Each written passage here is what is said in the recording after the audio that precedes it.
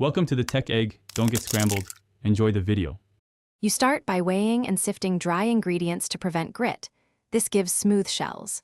Whisk 3 room temperature egg whites with 1/4 teaspoon cream of tartar until foamy, then add 40 g castor sugar gradually to build a glossy meringue. Once the meringue holds soft peaks, fold in the sifted almond sugar cocoa, mix gently, use a spatula and turn the bowl. You want a lava-like batter, not runny. Make sure batter flows slowly in ribbons for even macaron feet. You pipe consistent rounds to ensure uniform baking. A 0.5 cm tip and measured spacing prevent merging.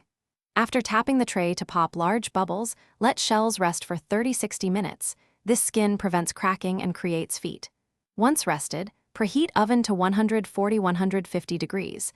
Bake for 14–16 minutes and rotate the tray halfway for even heat. When baked, shells will lift easily from the mat. Make sure cookies cool completely before filling to keep crisp shells. You assemble with a simple ganache. Heat 120 g cream and pour over 120 g chopped dark chocolate. Stir until smooth and cool slightly. Pipe about 1 teaspoon of ganache onto a shell, pair it with a matching size, and press gently to spread. Once filled, refrigerate 24–48 hours. This maturation improves texture and flavor. If shells are hollow or flat, check your meringue stiffness and resting time.